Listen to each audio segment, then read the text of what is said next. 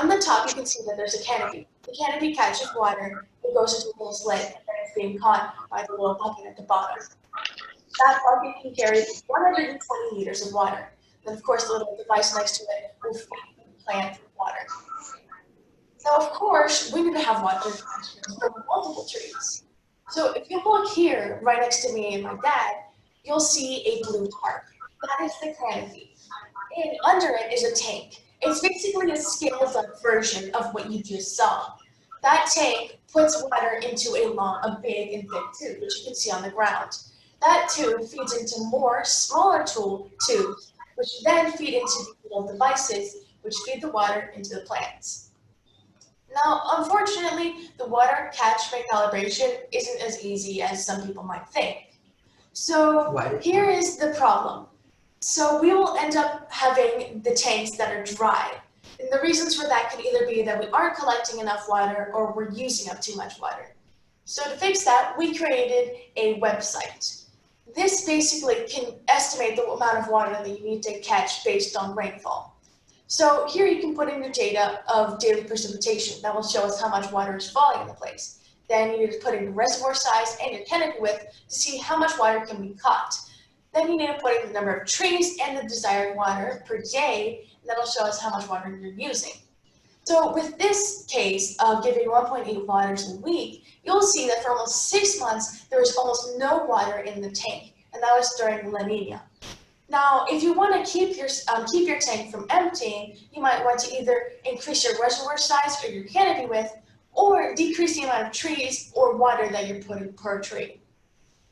So this is kind of the science of this problem of irrigation. So unfortunately, all of these things are not cheap. Right now, the cost per tree to irrigate the tree is $5 per tree. And unfortunately, if you don't have deployed that, you will get 90% of the trees dying. So right now, if you go to go and plant, no matter who or where you plant those trees, if you don't maintain those trees, 90% of those trees are gonna die. 50% of the reason why they die is because of the lack of water. The other 40% is because of the weeds. And there is another thing that we gotta implement there as well. So unfortunately, this issue of planting trees is not cheap, but one of the things that we are doing at UH is developing these technologies that will make the planting of the trees much cheaper. So right now, in our project, the cost of every tree is about $10. So for us to go to 100,000, basically we need to secure the money for those water catchments so that the trees, after planted, they will survive. So right now, that's kind of my fear of taking this to the next level if the resources are not there to ensure that those trees will get water. Because again, if we plant those trees, 90% of them will die if they don't get water.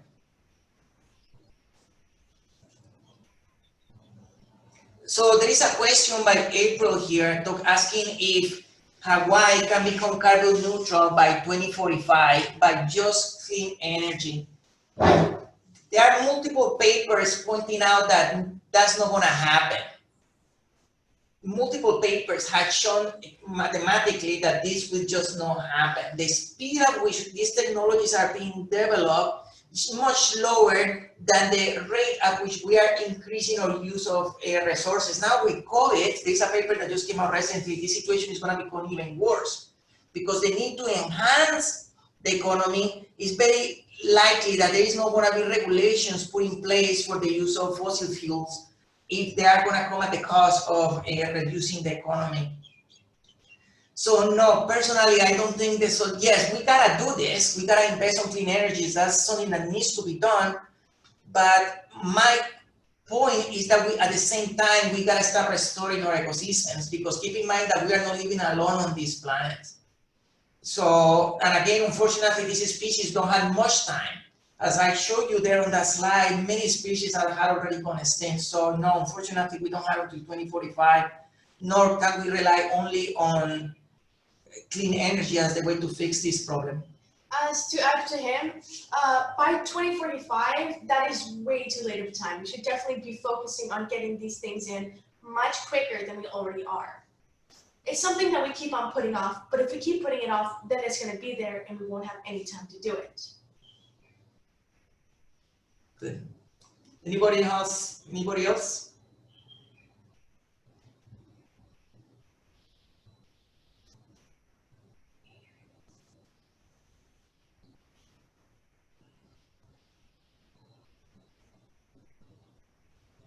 Anyone who has a question, you can either type it on your chat or ask to be muted, so you can ask it directly. Can you tell us about the tree planting that will be going on in November 28th with Rotary? So yeah, that planting will be relatively easy. Land it would take to do what you're talking about, the 10,000 or the 100,000 trees? So that's a very good question. We actually, right now, we had a very good relationship with a Gunstock Ranch. So Gunstock Ranch has over 200 acres of land that they had given to us, and they were so happy for the results that they saw last year that they now cleared the entire land. So all of the land is clear and good to go. So we can easily put over 200,000 trees on that land there. And we are also thinking in the future, we had another pilot going on at Palegua Ranch, and that is over 2,000 acres of land that they are willing to restore if we get the protocol in place. Right now, they are very concerned about us just planting trees because they know the mortality there is brutal. But if we come to them with a protocol and an approach, those are 2,000 acres of land. And there's tons, thousands of acres on the islands that are waiting to be restored. Unfortunately, the government is very concerned about their survival.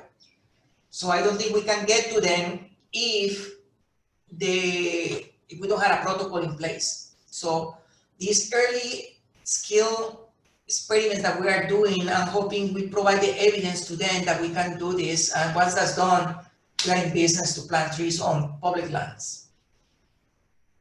Did that answer your question, Doc? Thanks. Yes, it did. I was just thinking that, you know, there are portions of the islands where water's not a problem. East Hawaii of the Big Island being one of those places. Of course, we don't have a lot of topsoil either because we're a relatively young island. So that becomes a potential concern as well. So, you know, they're just problems that just need solutions. So. Yes, that is actually a very good point. Every site has their own problems, you know, and there are very few cases where all of the problems come together. Like Palegua is one of those places. All of the problems come in Palegua. That place has drought, and when it rains so much that then you get weeds, you know. So your point is very valid. There are some places where water is not a problem, but the other problem that you get on those places is then the weeds. And let me just give you a quick example here of the problem of the weeds. This is one of the plantings that we did at Alamajemoe. This is another site. That right there with the arrow is one of our seedlings after it was planted. You can see this is about 3 weeks after we planted that seedling. You can barely see it now, being completely overgrown by the weeds. So one of the things that we have developed is these weed mats that you put around the tree, as you can see here, and that basically what it does, it reduces the amount of above and below ground competition of the tree with the seedling. It also allows to sustain the water, so the tree doesn't get these massive chokes in drought. So in these places, when it rains, the water goes through these blankets and it stays there, so it doesn't dry as fast. The other thing that we came to discover is that when you deploy these blankets, animals don't like to step on them. So basically, they work as a protectors for the plants. Here you can see an example of a place that's me back working on the background, on a place where we planted our trees, and there were horses just hanging around. They ate 0 trees. So right now, we can avoid the problem of the weeds and the animals eating our trees by just deploying these weed mats. These weed mats are about $1 per weed mat. So that is to say again that while in some places the water is not a problem, in other places you you get the weeds. And I had to point out that everybody loves a weed mats. You can see a cat here. This cat is used to come and hang out in a weed mats, and you can see that he loves it. Look at that.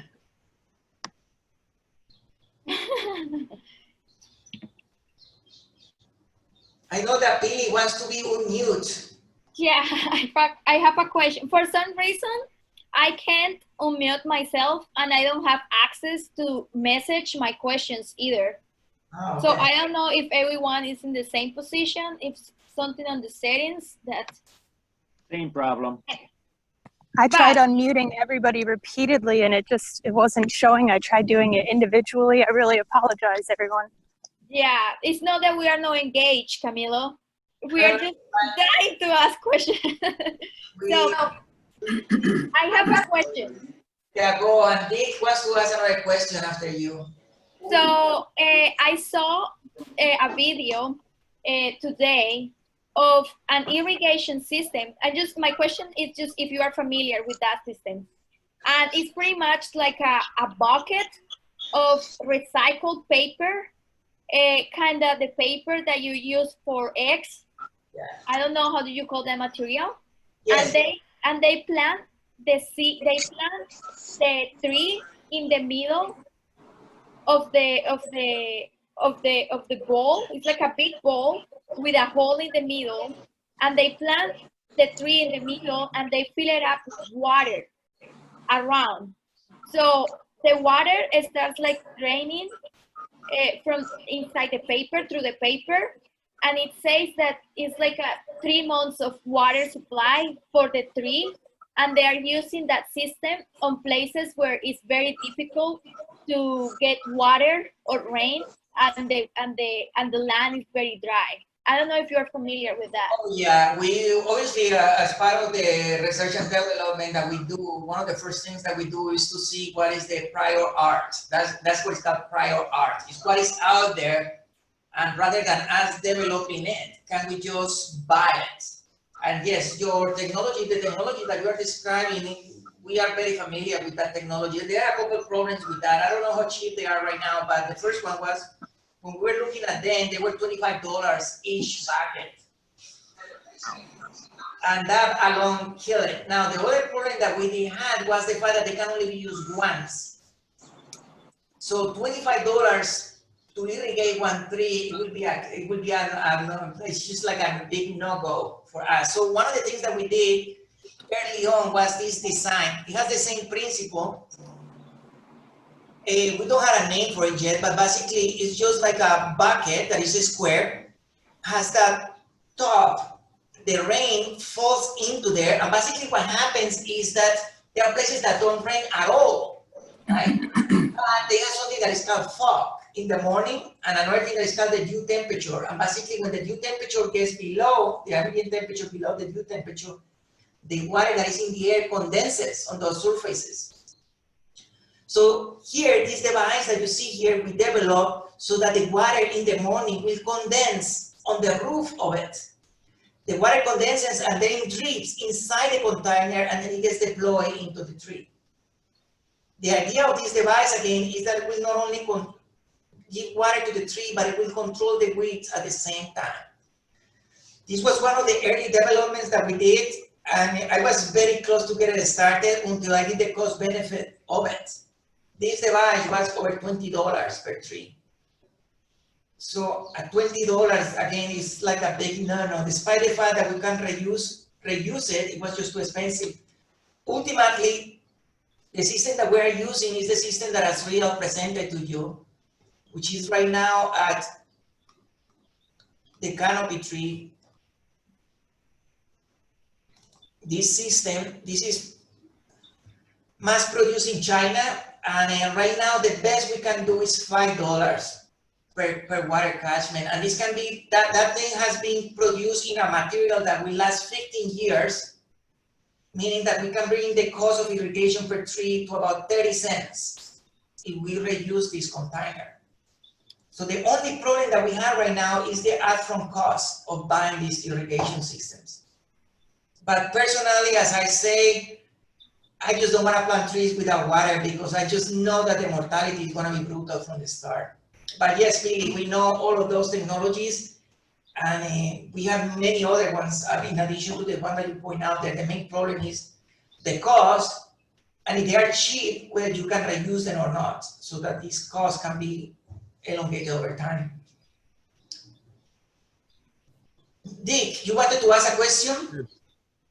Yeah, Dr. Moore, if I could offer a few comments. Yes, please. First of all, congratulations on an excellent presentation. I applaud you and your team and family for your leadership in what we're doing.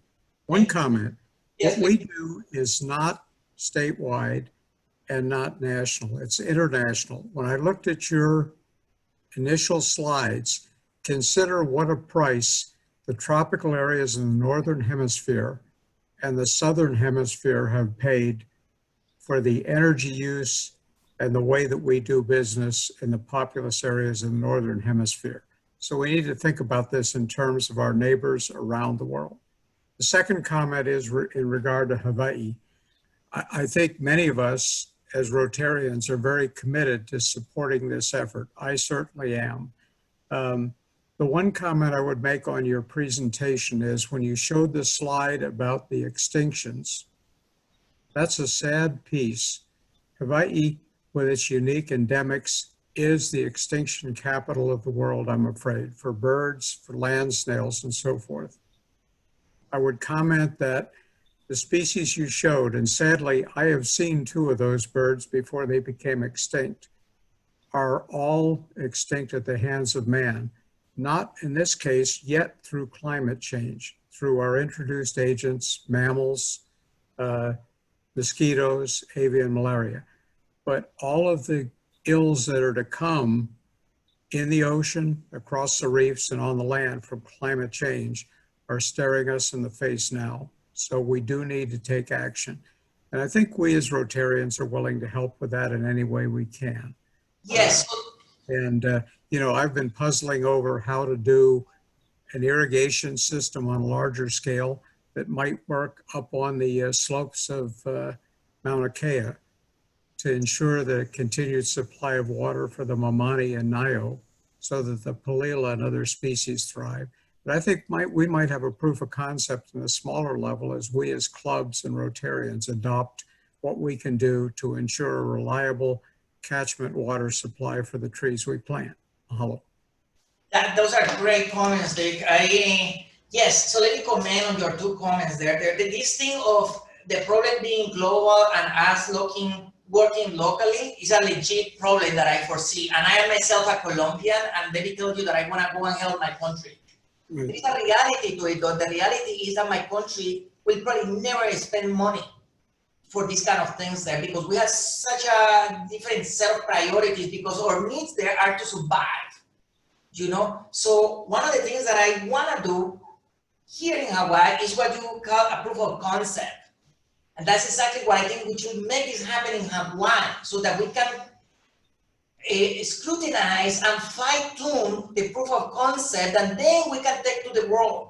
Right now, there is just no sense for us to go to the world. Imagine what it would be to go to Colombia, planting all of those trees. It's going to cost millions of dollars for us to do that, knowing that we're going to be losing 90% of them to mortality. So here, Hawaii offers a very unique opportunity for us to create that proof of concept that once we fine-tune it, then we can take it to the world. So that's my first comment on your comment about this problem being global. Now, the second comment about extinction is another important one because one of the things that I want to point out is the fact that for some reason we kind of dismiss the role of past impacts on climate change. I want to always be clear that climate change is the combination of our use of resources that is producing greenhouse gases, but the other component of it is the destruction of ecosystems that then prevent the taking of that carbon. So when you realize climate change from that perspective, you realize that deforestation is a source of climate change.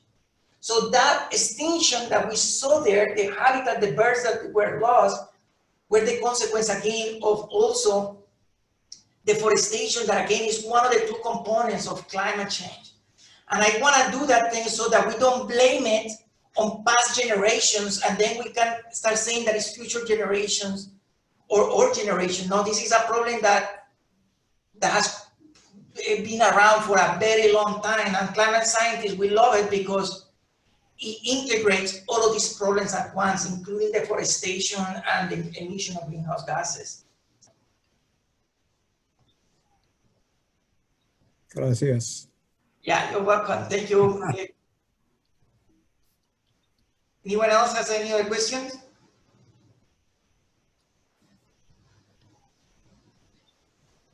How many people are part of the carbon neutrality challenge so far? So right now, our project has 7,000 people in it. And so the teams of people that have come, obviously they are sparse, right? They don't always come to the same time, but our record is 7,000, and the most that we have planted is with 2,000 people at once. Do you have a goal of how many? So you show us that in your website you have an option where you can do the offset of your carbon footprint, right? And there is another option where entities, companies, or organizations, or normal people can team up and submit like how many trees they have planted. How many teams do you have so far? And if you have a goal, how many teams would you like to have in that platform? What is the goal? I want that first, and then I continue. For a goal, I can't say. We just want as many as possible as we can. That way we can have as much help as we can. We can have a lot of people collaborating on this. One of the other things that we want to do is we want to use this as an opportunity of communication and people engagement on the protection of nature. My expectation is that we start gaining ownership over the environment. You know, like I invite everybody to check out the video, the documentary that was done about our project, when you see children going and grabbing soil to plant that tree. When a child does that, it creates that connection between that child knowing that he left a tree with his name on it. So we had a very strong education component that we want to maintain. And obviously related to that, we want to have as many people coming as possible again, because the more people participate, the more people get to be aware and gain ownership over this. So, sorry. Oh. Go, Alan, go. I had a question. I see two big problems here. One is the logistics of getting that land space, and also the irrigation. And I'm just looking at my calendar. Next week, Saturday, Malama o Manoa is having 1,000 trees giveaway. Now, you know, if we have a bigger campaign in terms of educating the people of Hawaii about this problem, maybe if we can get enough people interested, everybody plants 2 trees in their backyard. Unfortunately, it won't work with my condo here, but you know, maybe I can get 2 other friends to cover for me. But you know, if everybody can plant their own trees and water and make it more of a civic duty kind of stuff for people, because I don't think what you presented today is common knowledge. I've heard your presentation. This is the 3rd time already, and I still learn a lot from your presentation. So if we can get more information out to the public, if everybody can do their part, it might solve this problem of the logistics and the irrigation. Yes, that's actually a very good point, Alan. And again, I just don't want that in economy, in product development, which is one of the things that we do in my lab. There is something called rushing a product to market. You know, and a good example of that is what happened with the cell phone of Samsung that was rushed to market with a faulty battery. As a result, they lost $6 billion because of that. So one of the concerns that I had with this idea of going big without being ready is if we fail. Because again, there is just so much energy that goes into this that if we fail big, man, there is never going to be another time for us to do it. So that's the reason why I want to be careful and mindful for us to be prepared before we go big. But once we are ready, Alan, as you point out, with all of the limitations, we need to produce the seedlings, we need to have the irrigation system, the water control. Once we get all of that, I can see very easy for us to go. My thought is to go to the TV channels. You know, we have very good communication with them and say, make it public now.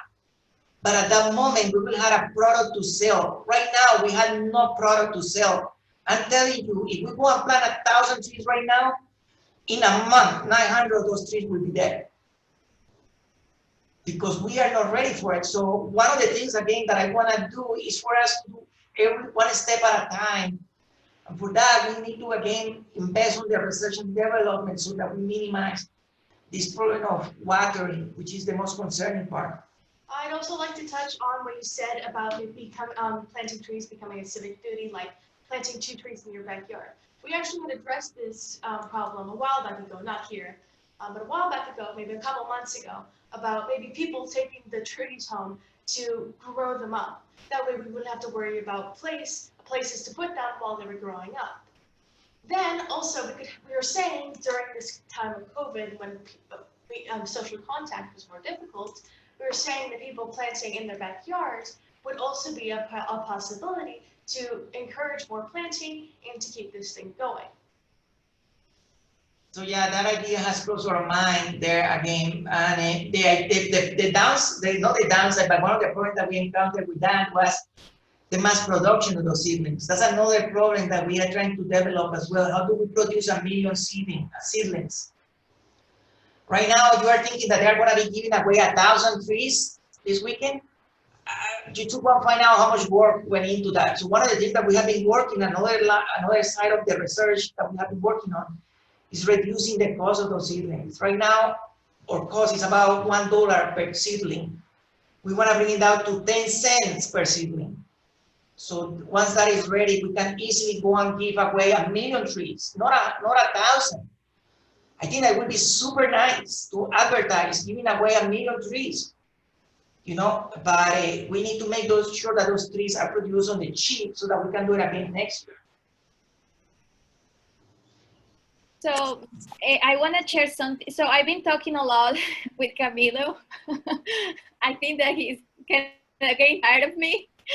Maybe it's the same way that Naomi gets tired of me. But I just wanted to point out that Camilo makes me a very proud Colombian. So we are both from Colombia, and we didn't met before. It was just a coincidence. Like a few months ago, we got to meet, and it just makes me very happy that we got to cross paths, like so far away from our homeland. We are actually like city neighbors in Colombia.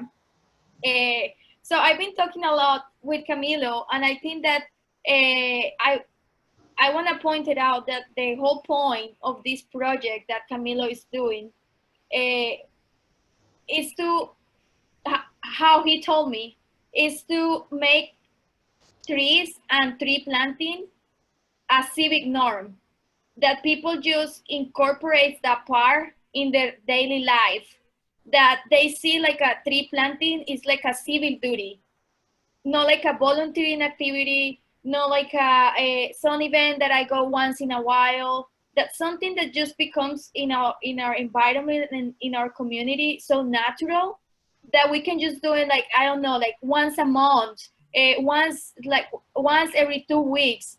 So when I was growing up, I remember that it was like a campaign by the police department in my city, where they were giving away trees to normal communities and to normal people to grow those trees.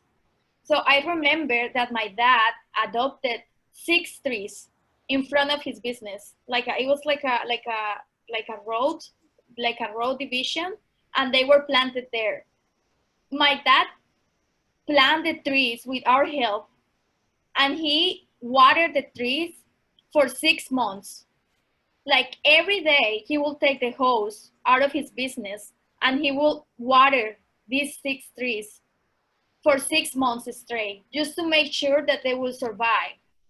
So I think that not only Camilo's goal, but like what we should aim for if we want to help is to make that people have that conscious about trees, like that they just don't see as a matter of like, oh, is that the city should take care of them. Well, if it's are in my house, the city or the state should water them. I don't care. Like to grow that in our community, so people just do it like as a daily basis thing. So I think that it is very inspirational for me, Camilo and Aricel, right? I got that right? As we are. As well. To see you guys doing that, and if I can support or we can support in any way, like we are totally down for it. Good. I'm very happy to hear that feeling. And what you said about the planting every 2 weeks, it's an amazing idea. But even as a person like me and Camilo, I don't think it's possible. People simply aren't committed enough to come once every 2 to 3 weeks, and it's this very sad thought.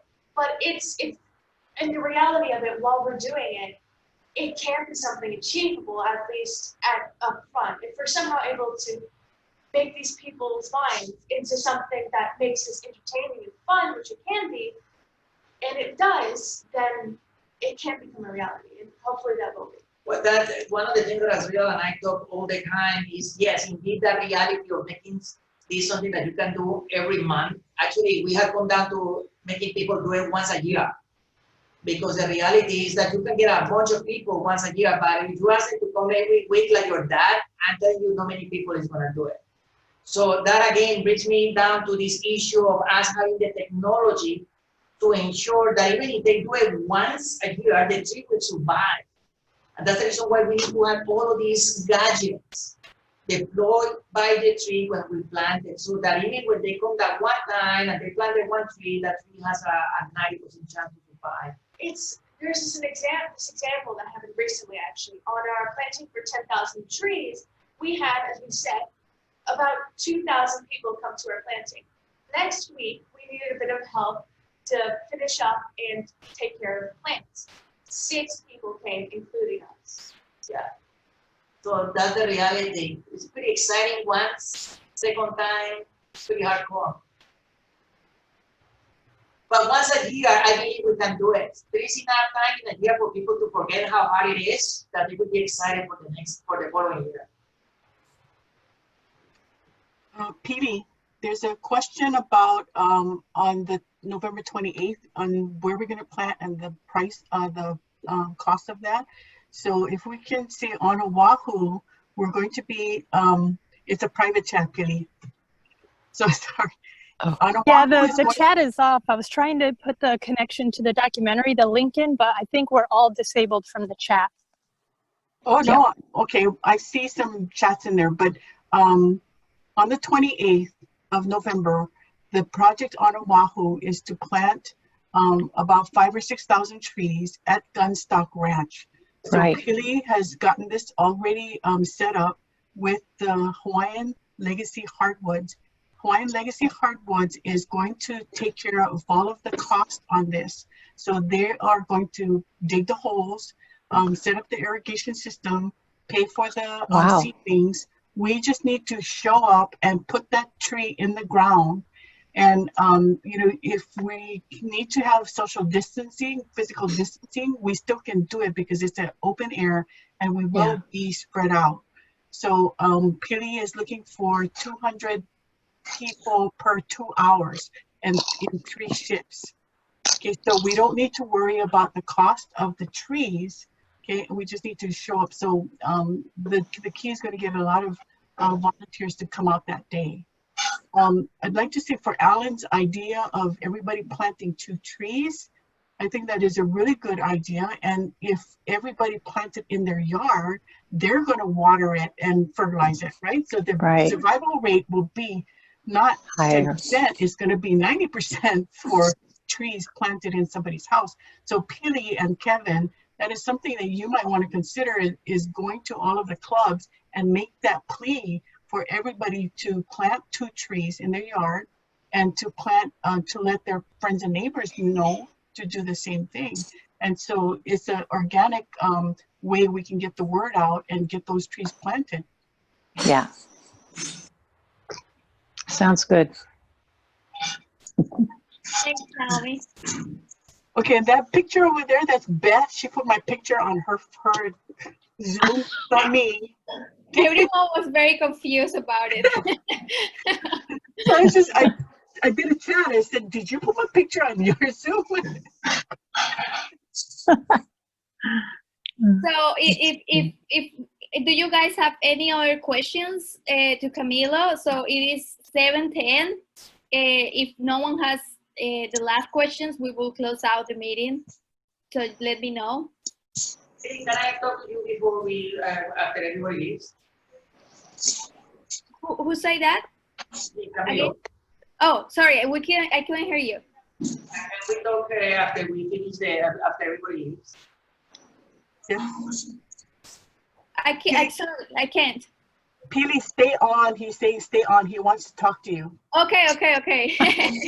So everyone, thank you very much for joining this meeting. I hope that you learned a lot and that you grow your interest in planting trees and the further events that not only the district is going to be hosting, but also Camilo.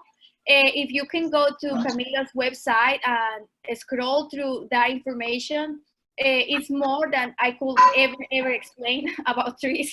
So